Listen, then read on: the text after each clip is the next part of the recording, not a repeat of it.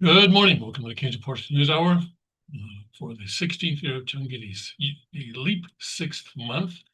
And today's Thursday. So today is the 14th day of this leap sixth month.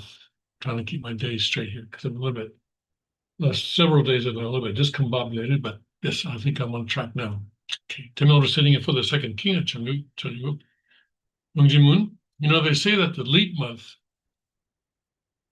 is a month that doesn't exist. That it's kind of a time warp, apparently. It's kind of a time warp. And so if you're going to do something that evil spirits will not approve of, this is the month to do it. Because evil spirits, they kind of, I guess they kind of, they miss it. I mean, they don't know it's happening. So, for example, if you're moving the grave of your ancestors, this is the month to do it. All right, because then on the first day of the next month, they'll wake up and say, "Hey, wait a second, where am I? What happened during the night?" It's kind of a time warp. Uh, so I think it's a month. I don't know. I about these things, but we'll have to see. We'll have to see whether it works out. But you know, for example, let's suppose, right?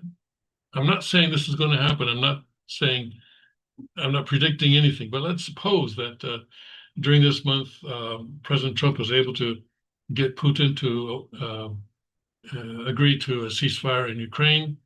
Let's suppose that China and Russia sort of somehow break apart. And the China, Russia, North Korea, Iran axis sort of falls. And by the way, India is also joining that now, and Brazil is also joining that now. So that whole axis sort of falls apart. And we come to August 23rd on the solar calendar, 3 weeks from tomorrow, where the good side has obviously taken the offensive. Then we will know, okay, that actually this was a month in which the evil spirits were sort of out of it. They were inside of a time warp or something. Anyway, I have no idea how spirit world works. It's interesting. It's interesting sometimes to watch it work, though. All right, let's go take our trip around the kingdom. Right now in Chongqing, Tennessee, it is 64 degrees and sunny, getting up to 83 today. Areas of low clouds and fog early, otherwise partly sunny with a stray thunderstorm this afternoon. Tonight, partly cloudy and a low of 63. At father's hometown in Chungju, North Carolina province, Korea, currently 87 and clear. Getting down to 66 tonight, and then tomorrow, high of 83, sun through high clouds. At the Tony Go Palace in Northeast Pennsylvania, currently 58 and sunny, high of 82 today. Times of sun and clouds. Smoke from wildfires in Canada can create reduced air quality and a hazy sky. Tonight, clear and low of 56. Liberty Rock RV Park and Campground in Limestone County, Texas, currently 72 and clear. High of 98 today, mostly sunny and very warm. Tonight, clear and humid, low of 74. The Suncheon Palace in Korea, currently 82 and partly cloudy. Clearing tonight, getting down to 70 degrees. Tomorrow, less humid with sun through high clouds, high of 91. And then at the Gunma Palaces in Japan, currently 84, partly cloudy. Passing evening shower or two, otherwise clear to partly cloudy. Tomorrow, high of 93. Some sun, then increasing clouds and hot. Occasional afternoon rain, possible danger of dehydration. And then in Ilan, Taiwan, currently 88 degrees and clear, becoming cloudy as we go through the night, 77 for a low. Tomorrow, periods of clouds and sunshine, high of 95. All right, now let's go to Father's Word. Go. Let's see here. Today we're in the book on the family pledge and I'm sorry, True Families and the Family Pledge. And we're in chapter 2 of that. the father's going through each of the sort of phrases or clauses of the family pledge and explaining them in detail. And right now, we are in, what section are we in here?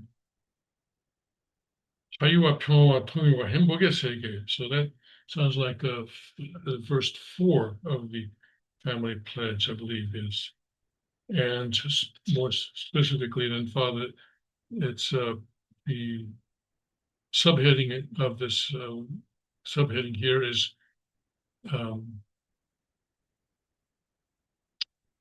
only love is the element for freedom, peace, and happiness. Only love is the element for freedom, peace, and happiness. That's the subheading, all right? So saying if the fall had not occurred, how would Adam's family that came about through true love have multiplied? Adam and Eve would have become true husbands and wife through true love, and then they would have become true parents, and they would become the true ancestors of all their descendants and all of humankind. 아담과 헤바를 창품으로 하여 번성된 인류는 하나의 대가족을 이루어. So the reason that God wanted Adam and Eve to be true parents and to multiply was so that humanity would be one family, one extended family, and then also and then to create the Adam cultural sphere and the world of peace. So therefore, the end point of the history of restoration, 그결은 참부모와 참사랑을 중심한 참된 가정을 찾아세워, is to the end point of history of restoration is to establish the true family that is centered on true parents and true love, and then create a world that is formed centered on this family. The true family that is the center in this case is the hope of all humanity and the hope of God. This true family would be the beginning point of true love, true life, and also be the point of origin for peace and happiness for all humanity. Praise God. April 17th, 1995. Thanks God for that. Ah, yes. All right. Meanwhile, we're not there yet. We are not there yet, that is for sure. But hey, listen, we're working on it, all right? We're working on it. And every day we come a day closer to that end result of peace and happiness for all humanity, whenever that may be. All right. So right now, well, President Trump's envoy went to Moscow on Wednesday, and the results are well, not too bad, not too bad. President Trump said that it was a productive and also he says that he plans to meet President Trump sometime soon, perhaps next week.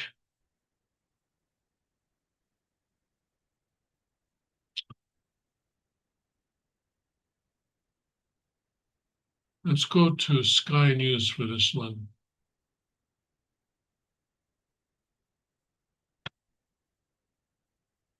Now,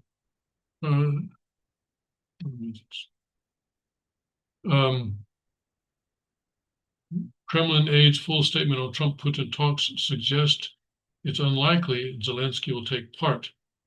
And I suppose that's not too surprising. Donald Trump and Vladimir Putin have agreed to meet, according to a Kremlin aide, but his statement suggests Zelensky is unlikely to take part. It had been reported that Trump made Zelensky's involvement a condition of meeting Putin. I follow the latest below, it says here. And Kremlin aide says that Trump and Putin will meet in the coming days. And Trump had been insisting on Zelensky-Putin meeting as part of the talks. It comes after Trump said there was a good prospect he will meet Putin. Zelensky says Russia is more inclined now to a ceasefire. So, people are saying things back and forth, and you really cannot take things at the face value. We'll see here. This is the Sky News Moscow correspondent. So it could be diplomatic dynamite, the first meeting between a sitting U.S. and president in more than 4 years, following one of the bleakest periods in the history of their countries' bilateral relations. But a Putin-Trump summit doesn't necessarily mean there'll be a ceasefire. On the one hand, it could signal that a point of agreement has been reached and a face-to-face meeting is needed to seal the deal. And usually when presidents get together or people at the top get together, the staff below have already worked everything out. And it's pretty much decided what's going to be agreed on and so forth. And I'm not sure that's the case here. That has always been Russia's stance. It's consistently said it would only meet at a presidential level if there's something to agree on. On the other hand, there might not be anything substantive. It might just be for show. It might just be the latest attempt by the Kremlin to diffuse Trump's anger and dodge his deadline to end the war by Friday or face sanctions.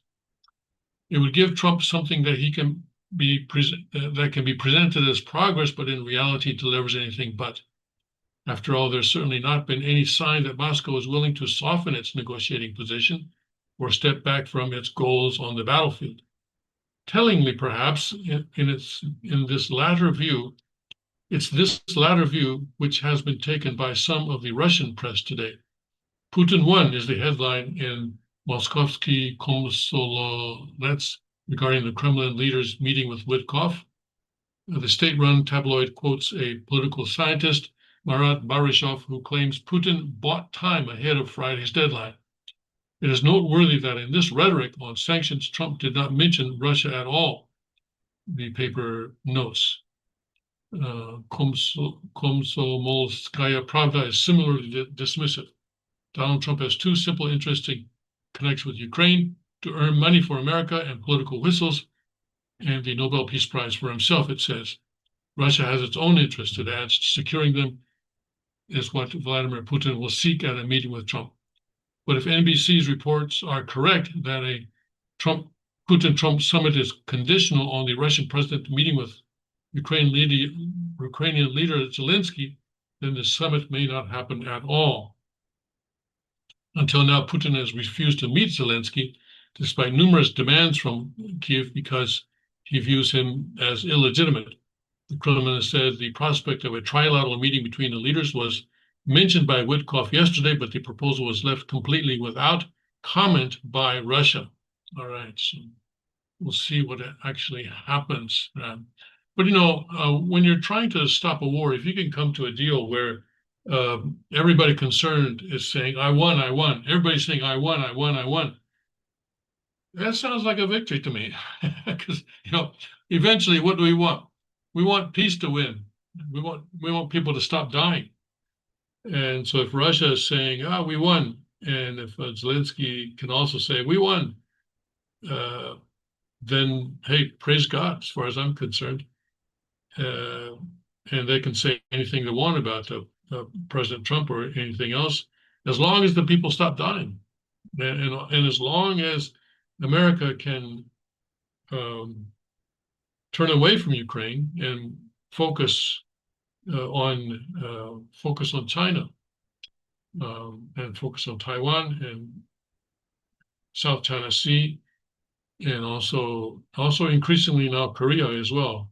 China is now building structures in the sea that is west of the Korean Peninsula, the Yellow Sea, and it looks like it's kind of doing the same thing there that they've been doing in the South China Sea as well. So there's a lot going on in East Asia, and President Trump needs to be able to focus his attention on this. So we will see what actually happens. Right now, we'll, I think looks like the deadline may be extended, but we'll have to see. But if things don't turn out the way that the President Trump is expecting them, then I think I expect that the hammer will drop. So here, Newsmax says, like India, China could face additional tariffs by buying Russian oil. And President Trump on Wednesday said he could announce further tariffs on China, similar to the 25% duties placed on India over its continuing purchases of Russian oil. Trump is trying to prod a reluctant Russia to agree to a truce in its protracted war with Ukraine. And by the way, the Indian prime minister is saying, hey, if the U.S. Puts tariffs on us, if they increase the tariffs on us, then that's the cost of doing business. It may be expensive, but you know what? We will take it, and we're not going to bend to President Trump's will. That's basically what Modi is saying right now. But here right now, as I said, we have Russia, China, North Korea, Iran. Those four countries are sort of, I don't know if you call it an axis of evil, but any kind of a collection of evil countries.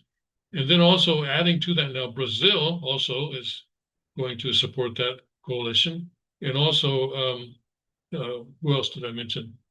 India, of course. India is also kind of supporting that as well. So it's kind of the BRICS, except South Africa is not in there, but all the other, the new BRICS are not in there. Ethiopia, UAE, Saudi Arabia, these countries are not in there. But basically, so the original BRICS countries are trying to gang up against the United States, and we'll see how far they get. I think that may fold pretty quickly, but we'll see. Let's take a look at this because we're especially interested in what is going to happen in China. President Trump on Wednesday said he could announce further tariffs on China, similar to the 25% duties announced earlier on India over its purchases of Russian oil, depending on what happens. Could happen, Trump told reporters, after saying he expected to announce more secondary sanctions aimed at pressuring Russia to end its war in Ukraine. He gave no further details. So again, President Trump continues to put his faith in sanctions, or not sanctions, tariffs, or sanctions or tariffs. But in his case, the sanctions are tariffs. And this is something that, as I mentioned previously, this is something that's kind of new in U.S. diplomacy, and I think we're watching to see how effective it is. He gave no further details. It may happen. I can't tell you yet. Trump said, we did it with India. We're doing it probably with a couple of others. One of them could be China. Trump on Wednesday imposed an additional 25% tariff on Indian goods on top of a 25% tariff announced previously, citing its continued purchases of Russian oil. White House order did not mention China, which is another big purchaser of Russian oil. Last week, Treasury Secretary Scott Bessent warned China that it could also face new tariffs if it continued buying Russian oil. And of course, the thing is that Russia is selling its oil at a deeply discounted price to India and to China, and it's accepting the Chinese currency and the Indian currency. Not sure what they're doing with that currency once they get it, especially with the Indian currency. There's not a whole lot of things you can do with that. I mean, there are only so many Bollywood movies you can invest in, right? And Russia, of course, is going to have difficulty turning that into dollars. So I'm not really sure what he's going to do with all those Indian rupees. And the Chinese currency is a little bit more because there's stuff that he can be importing from China and sending the money back to China and getting whatever it is that they make for him. But this whole sort of let's do international trade without the dollar thing is politically motivated, and generally speaking, economic decisions based on a political motivation don't really work out too well in the long run, even in the medium run. So we'll see what happens with that. I still think that the BRICS thing is going to fall apart, and I think we're seeing signs of that already. Anyway, so for now, anyway, looks like China may be getting additional tariffs as a result of its purchase of Russian oil. All right. And then let's see here. Speaking of China,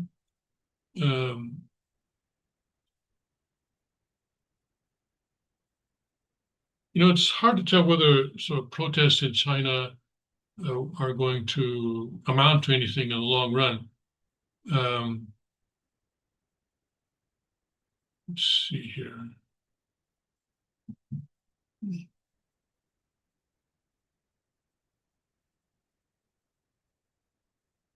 Let's take this story from NBC News.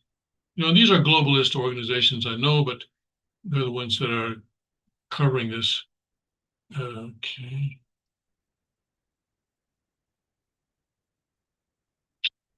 Unusual protest erupts in China as anger mounts over latest case of teen bullying. And whatever the sort of the trigger of the protest may be, sometimes these things really morph into something entirely different. I've often said that as I look back, I think it was June 1987 where I really saw South Korea turn into the kind of, June 1987 was more or less the de facto end of the military governments, the series of military governments. Even though Note, of course, was the president after that, but still, de facto end of authoritarian governments was in June 1987. And that came as a result of demonstrations and protests that erupted after a student on the campus of Seoul National University was killed in another protest. And basically the whole nation stood up and said, "Hey, we've had enough, and you guys need to give us more democracy." So this kind of thing, 14-year-old girl was bullied. You might say, okay, well, that's hardly anything. It is, but it can be the sort of the initial flame that is then fanned, and it grows and grows and grows, and then eventually brings down the entire government. It's possible that these things, So that's why we pay attention to these kinds of things. And of course, apparently Sichuan is where a lot of or at least some of the protests that wound up bringing down dynasties began in Sichuan province, apparently. So let's take a look at this. Unusual protest erupts in China as anger mounts over latest case of teen bullying. Police in Sichuan province scuffled this week with protesters demanding greater justice for a 14-year-old girl who was verbally and physically attacked by her schoolmates. So why is this world news? Well, it could be, we don't know. And writing out of Hong Kong, police in southwestern China scuffled this week with the protesters demanding greater justice for a 14-year-old girl bullied by her schoolmates, the latest in a series of such incidents that have drawn national attention. And the issue is not the 14-year-old girl so much as the fact that police are not paying enough attention to it. And so the people are reacting to the lack of attention, the lack of justice by the police. And that's something that, this is just something else. This is just one of many, many, many, many incidents. It's kind of the straw that would break the camel's back. If maybe, at least if it doesn't break the camel's back, it's certainly heavy, putting a much bigger weight on it. And so perhaps the next incident will break the camel's back. The unusual public outrage was set off by videos widely shared on Chinese social media showing a group of teenage girls verbally and physically attacking the victim in Jiangyu, a city in Sichuan province. Local residents, some of whom were spurred by what authorities said were false reports that the families of the alleged attackers had official ties, And here again, you see, so whether it's true or not, so they're saying that, hey, these people are part of the Communist Party. Official ties, well, that means Communist Party, right? And they're part of the sort of the elite, the ruling class. And so kind of a rebelling against that. Have faced off with police they accuse of letting them off too lightly. Your children will meet children of officials who are more senior than you. What if they beat your children? One man said from behind a barricade in a video verified by NBC News. Other verified videos, many of which were swiftly taken down by Chinese censors, showed a large crowd gathering in Jiangmu on Monday night, at times singing the China's national anthem as the police presence grew. Some people could be seen struggling with police officers on the ground before being taken away. You know, in the June 1989 democracy protests that occurred in Tiananmen Square, they actually built a replica of the Statue of Liberty. And when you start invoking the United States, authoritarian governments become very nervous. And that's why South Korean sort of conservatives always or often carry the American flag in their protests. And also right now they're singing the Chinese national anthem. Wait till they start singing the Star Spangled Banner. That is when the Chinese were really panicking. Reached by phone on Wednesday, a spokesperson for the Sichuan Public Security Department declined to comment and referred to earlier statements.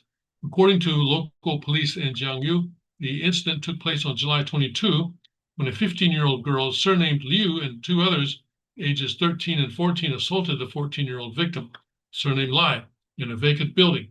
Bystanders recorded the incident and uploaded it online. Instead of helping the girl, they're recording it. Police said in a statement Monday. The assault caused multiple contusions to Lai's scalp and knees. Police said, though all injuries were minor. Following an investigation, authorities promptly expressed sympathy for the victim and took action, the statement said. Well, that's the police statement, right?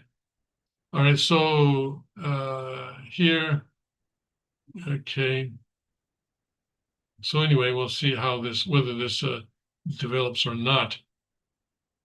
More than 50% of Chinese students have endured school-age bullying, but it's not about the bullying. It's not about the bullying. It's about the, well, it's a kind of a class struggle situation, right?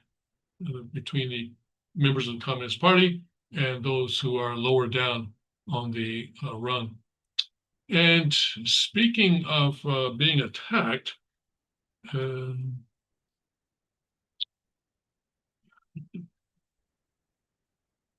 in the United States,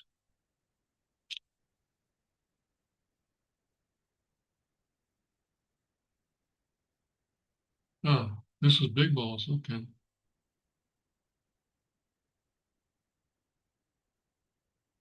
Okay. Speaking of people being bullied and attacked and being, this is a situation where a Doge staffer, I think you may have heard of Big Balls. He was one of the, whoa. Oh no, they're not going to let me see it. Yes, they are. Okay, all right. He did a lot of work under Musk when Elon Musk was there, and I think if you're doing controversial work like this, maybe choose a different name. Maybe Big Balls was not the best name to choose. Anyway, maybe Little Balls would have been better. Can't stand out, you know. So anyway, Trump threatens federal control of DC following attack on administration staffer known as Big Balls. So the Trump. So here, let's look at this. President Trump threatened Tuesday to have the federal government take control of Washington, D.C. after an assault on a well-known original staffer for the Department of Government Efficiency in the nation's capital over the weekend. Edward Korestein, also known by his online name Big Balls, and a woman characterized in the police report as his significant other, were the victims of an unarmed attempted carjacking early Sunday. The Washington Metropolitan Police on Tuesday announced the arrest of two 15-year-old suspects from Maryland. In a social media post that did not mention Korstein by name, Trump described crime in Washington as being totally out of control. Local youths and gang members, some of only 14, 15, 16 years old, are randomly attacking, mugging, maiming, and shooting innocent citizens. At the same time, knowing that they will be almost immediately released, Trump wrote on Truth Social, saying minors as young as 14 should be tried as adults. If DC doesn't get its act together and quickly, we will have no choice but to take federal control of the city and run this city how it should be run, and put criminals on notice that they were not going to get away with it anymore.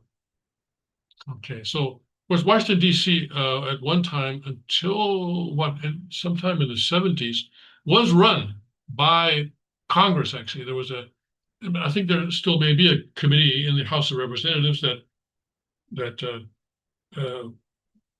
basically serves as the well, it used to serve as the they made all the decisions for Washington D.C. D.C. didn't even elect its own mayor. It did not elect its own mayor until sometime in the 1970s. So maybe President Trump is thinking of something like that. I think he's thinking of bringing the National Guard into Washington D.C. and sort of straightening it out. We'll see. Washington, D.C., of course, Republicans do well if they get 15% of the vote. It's usually 85% is Democrat. So I'm sure he's not going to go lightly on them. All right, let's see here. What else do we have going on? So today, the 7th, is kind of the deadline, isn't it, for these trade deals or tariff deals. And I was looking at the stock market futures, and they don't seem to be bothered by this at all. They're up, a good amount. Let's see, the Dow Jones is up 280 points right now. The Nasdaq is up 187, and S&P is up 44. So they're all up. And the Japanese stock market also, its futures, after trading is also up 1.22%. And basically all the stock markets on this list are up except for the British is down, and also I guess ASX, is that Australia? That's down a bit as well. Okay. So stock markets sometimes, it's amazing that they sometimes just sort of close their eyes to obvious things. This may be one of them, but I think some big tariffs are going to be coming into effect in the next few days, and so we'll see what effect that has on the world trade situation and also the U.S. economy and so forth. All right, and also I guess there's going to be some kind of a $600 gift to all of us or something like that. I guess I'm not really holding my breath. We'll see about that when it comes.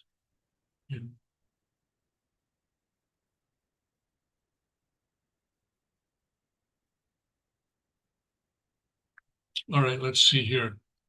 Let's go through the Epoch Times right now and see what they're doing. They're leading with Putin to meet Trump for talks in the coming days, Kremlin says. But again, this thing about Zelensky being there or not, and President Trump may sort of come down hard on that to force Putin to have Zelensky in the room. Well, you know what they do sometimes in these kinds of situations is that they will have, okay. What they'll do sometimes in these types of situations, they'll have two rooms. For example, you can put Putin in one room, and you can put Zelensky in one other room, and then you have Trump running back. That kind of thing has happened in the past. Not at the presidential level, but in the Middle East, for example, that has happened definitely. So we'll see what they finally come up with. All right, let's see here. Let me share this again.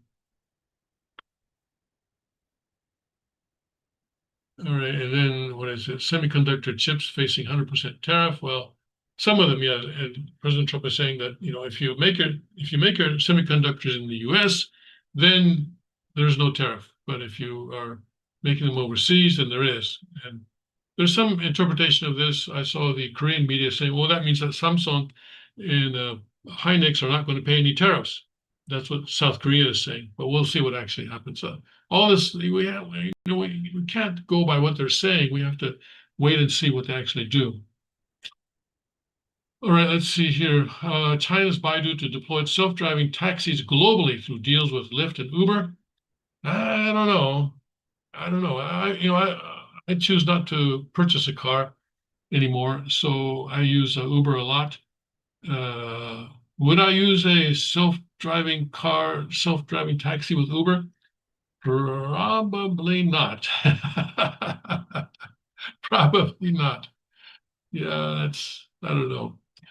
Probably not. In fact, definitely not. Okay. Okay. All right. The U.S. to end tariff exemptions for all low-cost imports and major trade shift. And one reason for this is that China was sending fentanyl through the mail using this system. They were sending fentanyl, in packages through the U.S. Postal Service. And I think this is probably aimed at stopping that. And European Central Bank warns of U.S. and Europe over reliance on China for critical supplies. This is 2025, right? I think we learned that lesson a long time ago, like 5 years ago. CCP repressing mass protests over brazen beating of 14-year-old girl. Okay, well, let's take a look at what Epoch Times is saying about this. Epoch Times, I'm sure, has a different perspective on this from NBC.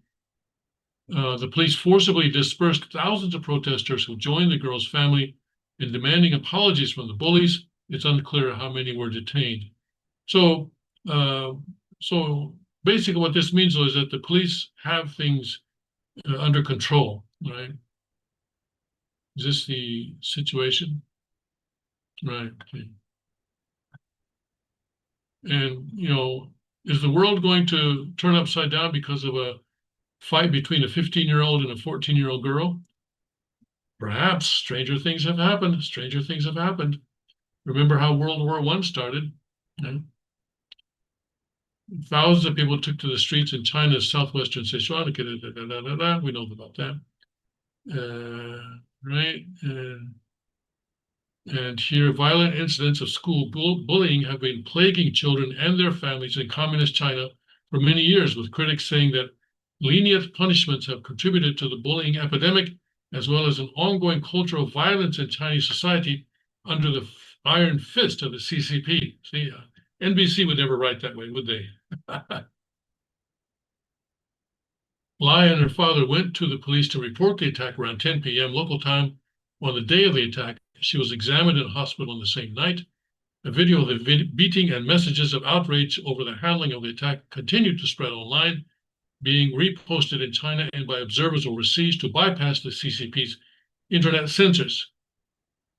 All right, but again, the person who took this photograph or took this video, this is a screenshot apparently, how come they're just standing by and taking the video? That's what I want to know. And still no apology. So is it about an apology? Come on. A witness told the Epoch Times that the police were forcibly dispersing protesters and arresting those who took videos. Another said that the police had shipped some protesters away in a lorry, in a truck, in other words. Lorry is a British word for truck. According to the Fujian Observer, as of August 6th, the perpetrators and their families have apologized, and Lai's family has requested privacy and expressed their wishes to return to normality. Too late. Too late. You brought down you you've caused an incident that may bring down the regime. Okay, we'll see. It may be. Chances are it's going to be nothing. But anyway, we'll see. All right, and here the age of online age checks is here. How does it work? All right, we know about reshaping diplomacy and all that. Trump's August 7th takes effect. Here's what to know. Okay, let's check to see what it is we're supposed to know.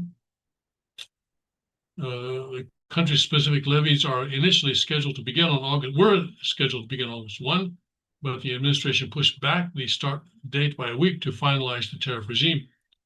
Under the executive order, almost 70 U.S. trading partners will face tariff rates ranging from 10% to 41%. However, goods already shipped to the U.S. ports before the tariff start date are exempt from duties if entered for consumption by August 5th. Transshipped goods, products manufactured in one country and rerouted to another market to avert tariffs will also be subject to a 40% import duty and other fees and penalties as per the directive. So let's see.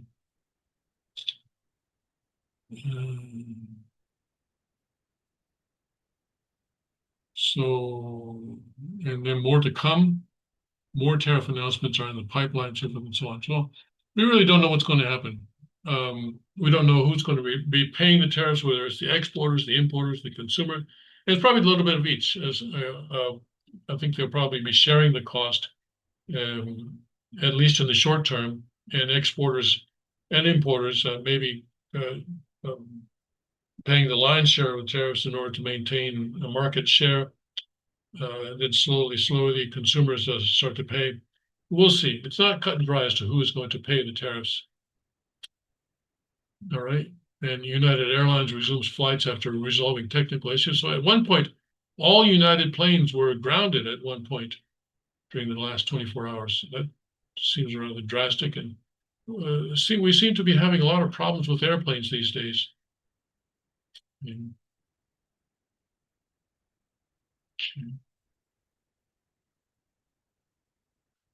All right.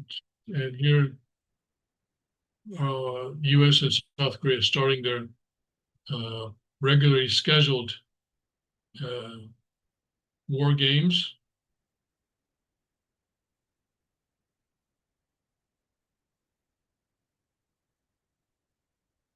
I guess this is I think this is live. No, this is not live. Anyway, so they had a press conference on that. All right.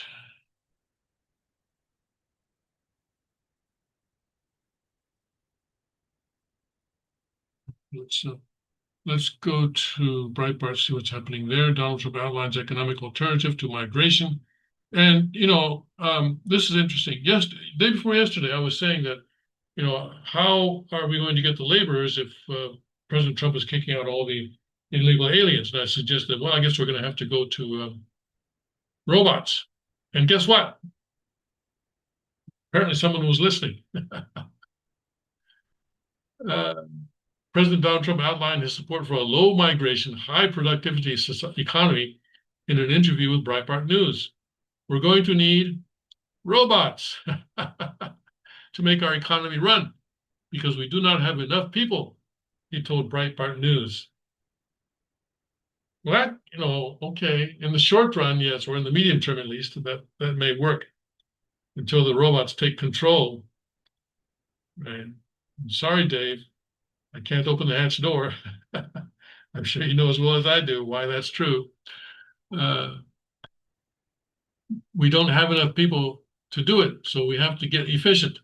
We'll probably add to the existing workforce through robotically. It's going to be robotically. It's going to be big. And somebody's going to have to make the robots. The whole thing, it feeds on itself. We're going to streamline things. We need efficiency. That's easy enough to say. And we'll see. July data showing a drop in the number of working migrants is welcome news, Trump told CNBC on August 5. That's a great number because it means we're putting Americans to work. Trump's comments sketch a possible new economic strategy, said Mark Krikorian, founder of the Center for Immigration Studies. He continued, I don't think they've gotten to the point of talking about robotics and AI as a substitute for migration. This is something that it would behoove the administration to present in a more rigorous and thought out way where they actually connect the dots and explain what it is they have in mind. Our whole debate needs to get away from this legal immigration, good, illegal immigration, bad dichotomy and talk about how the large-scale importation of foreign labor, whether it's legal or illegal, whether it's permanent or temporary, affects future productivity in a negative way. I'm sorry about this. The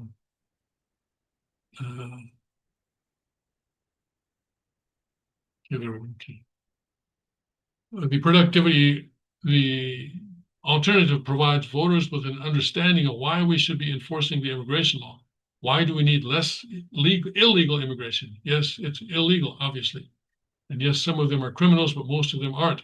We need to do this enforcement precisely because it will lead to higher productivity down the road with these advances in robotics and AI. Okay. Well, as I mentioned on Tuesday, the U.S. admits millions of people legally every year. And I'm sure, if you've been to a fast food place recently, if you go inside, not doing the drive-through, but go inside, you'll notice that you're asked to order in these sort of kiosks, they call them, but basically they are computer stations where you tell the computer what you want to eat or something like that. Okay, and there'll be more. And the reason I mentioned it on Tuesday is because we were talking about the production of chips, computer chips in the United States. And people have pointed out that there isn't enough high-skilled labor in the United States to do this. That the reason Taiwan is able to do this is because they have plenty of high-skilled labor, highly skilled labor. And so I was saying that, well, if we don't have that highly skilled labor, then we can have robots doing it. Robots are easy to teach, that's for sure. All right, we'll see how that continues. And this kind of goes also with the self-driving taxis, right? Self-driving taxis. That may work out. That may work out. Using taxis and Uber in South Korea is an experience. Sometimes you get a really, really talkative guy. And, frankly, my wife and I are not so interested in talking to taxi drivers. And so we prefer the quiet type. With robots, I suppose you can just sort of, the driverless taxi, maybe there will be, I don't know, maybe the car will talk to you, maybe, hey, how long have you been in Korea? Where did you learn to speak Korean so well? It's the same conversation every time. That's why we don't. That's why it doesn't really inspire us so much. But maybe the car will talk to us. Where it's going to be a new world, that's for sure. That's for sure. Yeah. Okay.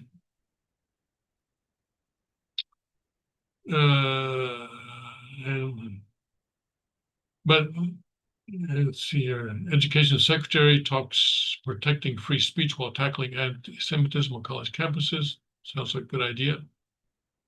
And active shooter incident at Fort Stewart. I think no one was killed, but 5 soldiers were wounded. I'm glad that no one was killed. But again, it's illegal to carry guns on U.S. military bases. I don't know if you're aware of that. Only military police are allowed to have guns, and all the other soldiers are not allowed to have guns. I think this guy, what was his weapon?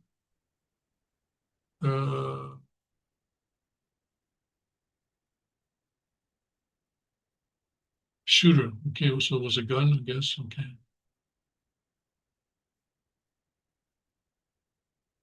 automated logistics sergeant who was assigned to this. You see, he's in charge of robots, automated logistics. Okay. Okay. All right. Yes, robots already attacking.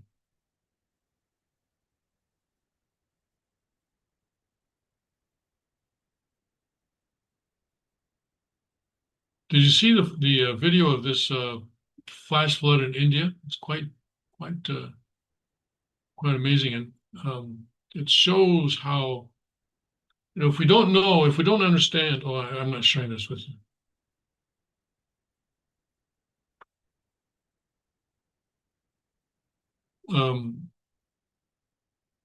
Generally, the video comes with a warning that some people will be disturbed by it, but it's a video of a flash flood that comes down literally in seconds, and people literally just have seconds to get out of the way. And dozens of people right now are missing. I think so. A handful of people have been confirmed dead, but dozens are missing. And it's in a village that is in a steep mountain valley, and you can tell that there are some homes. The larger homes actually are up and away from the river, and also they have a slope behind them so that they are basically protected from this kind of situation. Whereas down near the river, you have the smaller homes, and it looks like some hotels or hostels or something like that all down there. So we can see that some people have planned for this kind of situation, and some people are basically just taking their chances. And one of the results of the fall, of course, is that we fell into ignorance of nature. And in Cheongguk, I'm sure we will be able to be a lot wiser about where we build our homes. Maybe fewer beach houses on Florida beaches that get hit by hurricanes every year. Do you think? Maybe not so many beach houses there. These owners of beach houses in Florida, they get destroyed by the hurricane, and they expect insurance companies to come in and pick up the tab, and then the insurance companies say, "Hey, we cannot insure you anymore." Like California, right, with the wildfires, insurance companies say, "Hey, we can't insure you anymore," especially when the state is capping our premiums. So we need to learn a lot more about nature as we go along towards the coming of Cheongguk. And I think this tragic situation in India, northern India, is an example of where you can see some people were wise and others were not. And a lot of people died, or it looks like a lot of people died. Right here, let's go to this one here. The Indian Prime Minister is visiting China, which is news in itself, because, or he's planning to visit China because India and China have been at each other's throats for decades. When I was stationed in Tokyo as I guess it was here. It was here in Seoul. Anyway, I was writing for papers in the U.S., and the Indian diplomat was always treating me to lunches at an Indian restaurant, trying to pick my brain on what was happening in China. Anyway, so Modi plans China visit, urges Indians to buy local amid Trump tariff pressure. And we'll see what happens with them. See if he's going to try and resist the tariff pressure from Trump. But this is why I say, stock markets right now, I think, are not really taking into consideration the full effects of what's going to happen with these tariffs. Indian Prime Minister Narendra Modi urged his citizens to buy local products and scheduled a rare diplomatic visit to regional adversary China as trade negotiations with the United States came to an impasse this week. Sources in the Modi administration said on Wednesday the Prime Minister will visit China for a summit meeting of the Shanghai Cooperation Organization, the regional security bloc India and its arch rival Pakistan joined in 2017. Modi led India's delegation to the SCO summit in 2018 and has not been back since. The bloc is increasingly dominated by China, which hosts its meetings, and relations between New Delhi and Beijing have been strained over territorial and economic disputes over the past 7 years. China has also nudged the SCO into becoming a counter to the group of 7 nations, and it has taken some positions that are highly antagonistic toward G7 consensus, such as declaring support for the brutal Taliban regime in Afghanistan. India, meanwhile, sought to align itself more strongly with the US and G7, while simultaneously striving to maintain close bilateral relations with fellow SCO member Russia. Perhaps the biggest hurdle to India exercising its SCO membership privileges in recent years has been the presence of Pakistan. When the SCO defense ministers held a meeting in China in June, Indian Defense Minister Singh refused to sign the summit's joint statement on the terrorist attacks in Kashmir that nearly started a war between India and Pakistan. India felt the joint statement let Pakistan off the hook for coddling or even colluding with the Islamic fanatics who perpetrated the Kashmir massacre. India's frosty relations with China began to thaw after Modi met with Chinese dictator Xi Jinping in October 2024 summit in Kazan, Russia, for BRICS, another China-dominated bloc that counts India as a member. Right? So we'll see about this. Russian strongman Putin counted the summit as a major diplomatic victory for Russia because it gave him photo ops of Modi and Xi, where Russia's 2 biggest oil customers began mending fences. The meeting sent a strong signal that the Biden administration's efforts to isolate and impoverish Putin after he invaded Ukraine were not working. Right? So that was back then. So we'll see. We'll see how this works out.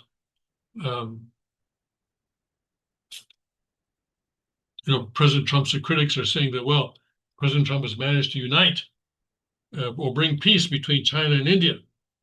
They're united now against the United States. Kind of a sarcastic remark there, but it is true. That's one way of uniting people.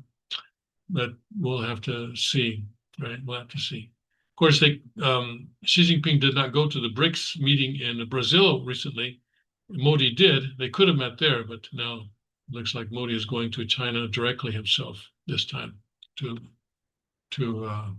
meet Xi Jinping. All right, let's see here.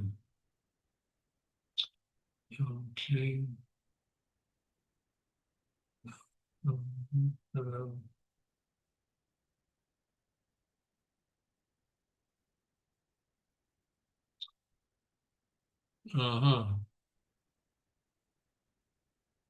Disgraced Jim Acosta, the former CNN White House correspondent, interviews dead teen through AI to push gun control. Well, if he can communicate with spirit world, then fantastic. But he's a journalist, right? I mean, come on. I think this is, writing fiction. Boy.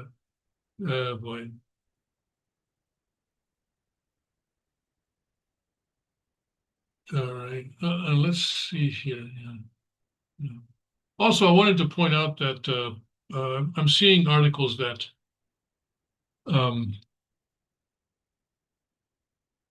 in respect to people who are in the United States illegally because they overstayed their visas or because they entered the country illegally or whatever, and who are trying to become legal by marrying a U.S.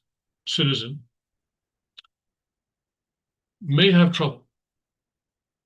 In fact, when they show up for the interview for this kind of a visa, they may have ICE waiting for them, and they may be taken into custody and removed from the United States.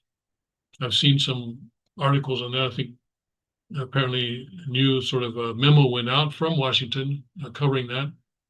So if you know of someone who's in that position, and I think I've known a few people who are like that, but in the past, they did it in the past. I don't know of anyone who's going through that process now. And if you did it in the past, my understanding is that you're okay, at least on that score. if you have a traffic stop or drug possession or something like that, then stay home. But, hey, I didn't say that. I didn't say that.